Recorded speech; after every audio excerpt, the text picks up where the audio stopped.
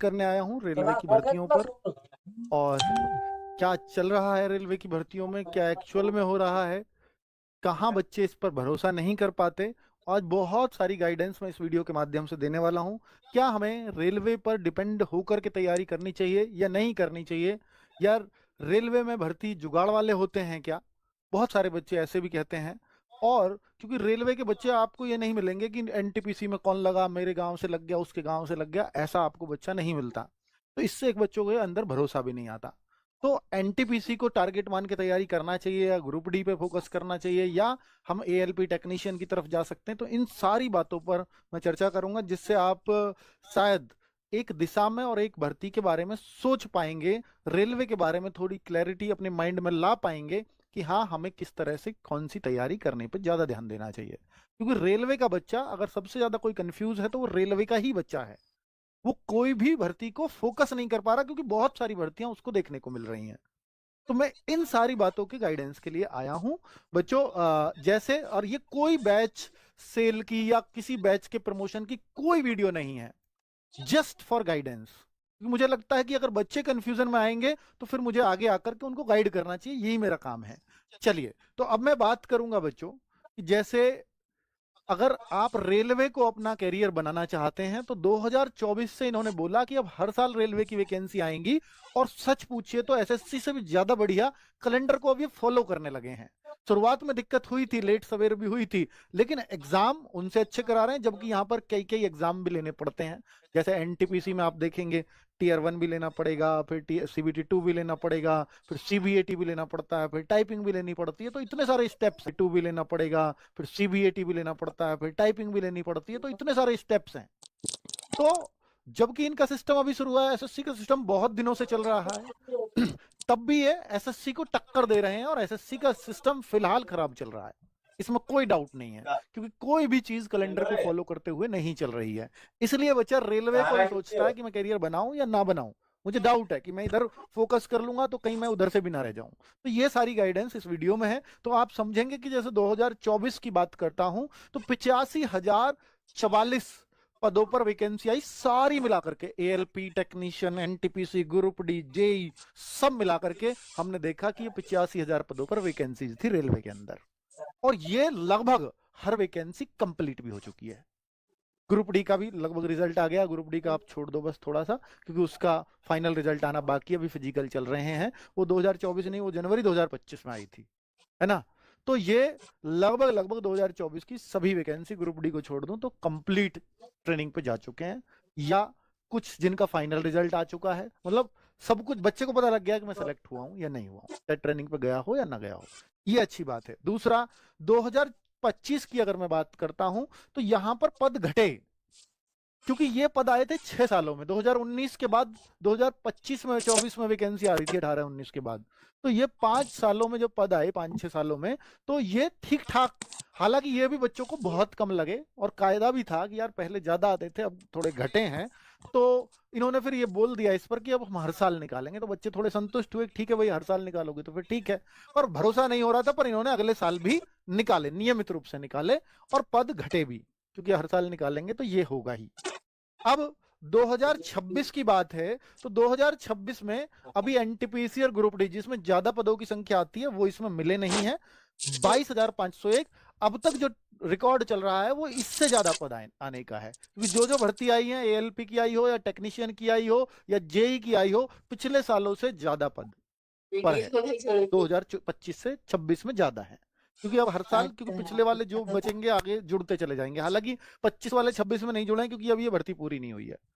24 वाले अब यहाँ जुड़ने लग जाएंगे, तो आगे रूटीन बन जाएगा, रोटेशन बन जाएगा, और आगे के पद ऐसे जुड़ने चले जाएंगे जहां जहां बच्चे ज्वाइन नहीं करेंगे।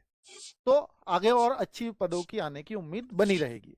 अब मैं आपको दिखा देता हूं कि भाई देखो, रेलवे में जो मेन मेन वैकेंसीज हैं वो कौन कौन सी आती हैं, जिसमें सब लोग फॉर्म भरते हैं। जैसे एएलपी, आईआईटी वाले बच्चे या डिप्लोमा वाले बच्चे ही, आईटीआई वाले, सॉरी आईआईटी कह रहा हूँ, आईटीआई डिप्लोमा वाले बच्चे ही एएलपी में फॉर्म भर पाते हैं। टेक्नीशियन में भी वही फॉर्म भर पाते हैं, है ना। अगर मैं बात करता हूँ जेई में, तो जेई में डिग्री चाहिए होती है, डिप्लोमा चाहिए होता है, तो फॉर्म भर पाते हैं, डिग्री मतलब बीटेक की। तो ये सबके लिए नहीं है पहले 3 फॉर्म, केवल स्पेसिफिक बच्चों के लिए होते हैं। और इसलिए आप फॉर्म की संख्या देख सकते हो, ये इनकी रहती है। और ये शुरुआत में थी, और अब इस बार देखोगे तो देखो भारी गिरावट आई है। आरआरबी टेक्नीशियन में शुरुआत में 14,000 पद थे, इस बार पद भी घटे हैं, 6238 हुए 2025 में। लेकिन फॉर्म देखो आप सीधा, जहां 27 लाख लगभग फॉर्म थे, वो 8,41,000 रह गए हैं। तो यानी आप ये कहोगे एक तिहाई, जबकि वैकेंसी एक तिहाई नहीं हुई थी। तो कंपटीशन तो इससे यहां पर कम ही देखने को मिला। अब और जो बच्चे होशियार थे, या आप कहोगे कि भाई ठीक ठाक थे, वो इन भर्तियों में लग गए। तो आपसे जो होशियार है वो लग गए, आप जो रहे हो किनारे पे, तो आप ही के लिए वो चांस है। और फॉर्म भी घट रहे हैं, तो नए बच्चे तो बहुत ज्यादा नहीं आ रहे हैं। तो आप जो है यहाँ एक कैरियर की अपना सोच सकते हो कि हाँ, अगर आप आईटीआई या डिप्लोमा वगैरह है आपके पास, तो हालांकि इसमें एक दो वैकेंसी ऐसी होती हैं कि अगर आपके पास बीएससी भी कर रखी है तो भी आप टेक्नीशियन का फॉर्म भर पाते हो फिजिक्स वगैरह से, है ना। तो ये है, यहाँ भी अगर देखोगे तो फॉर्म देखो 18,40,000 थे, 10,03,000 आईटीआई मांगते हैं ना, इसलिए फॉर्म कमाते हैं। चलो अब आप देखो, इससे ज्यादा वैकेंसीज यहाँ आ रही हैं 2026 में, बढ़ी है ना दोनों जगह। मैं बोल रहा था कि बढ़ रही हैं अब वैकेंसी। 2585 वैकेंसी जेई में थी, 4,098 आई हैं इस बार। बाकियों की अभी वैकेंसी डिक्लेयर होनी है। ये सेक्शन कंट्रोलर की घटी है, क्योंकि पिछली बार ही आई थी सेक्शन कंट्रोलर की, वो 368 थी। अब ये हर साल आएंगी, तो फिर ये 100, 150, 100, 150, ये आपकी स्टेशन मास्टर के रैंक की पोस्ट है। मैथ रीजनिंग इसी में आते हैं, जिसके मैथ रीजनिंग स्ट्रांग है वो इस फॉर्म को शौक से भरे। इसमें जीएस वीएस भी नहीं होती है ना, पर कट ऑफ ठीक ठाक जाती है। अब ये पैरामेडिकल की लगभग क्लियर हो गई है कि 600 वैकेंसीज आने वाली हैं।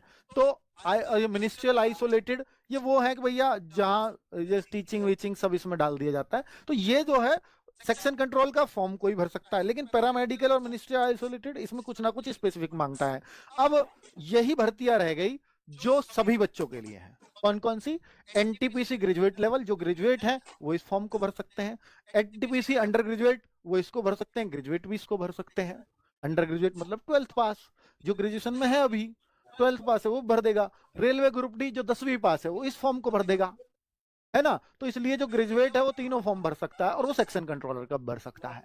तो ये यहाँ ये ओपन भर्ती होती है, और इनमें आते हैं फॉर्म बहुत ज्यादा।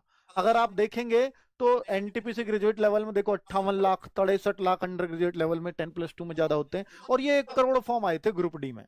अब आप यहीं पे आप देखो कि कितना गिरावट आई है। एनटीपीसी ग्रेजुएट लेवल में 25,89,000, 63 लाख के 32 लाख फॉर्म हो गए, आधे से भी कम। ये 2025 की स्थिति है, और 26 में स्थिति और कम होने वाली है ना, क्योंकि इंटरेस्ट बच्चों को नहीं आ रहा है। 1,08,00,000, यहाँ 53 लाख, जस्ट आधे हुए ना सारे फॉर्म। आप देख लीजिए, सारे फॉर्म्स की संख्या एकदम आधी होगी, जबकि वैकेंसीज हम देखें तो वो आधी नहीं थी, ये तो लगभग ऐसी है। ये देखिए 32 की 22 हुई थी। तो इससे आप अपना मोटिवेशन अप कर सकते हो कि हाँ, रेलवे को कैरियर बनाया जा सकता है। आरपीएफ का तो एक बार वैकेंसी आई, उसके बाद आई ही नहीं।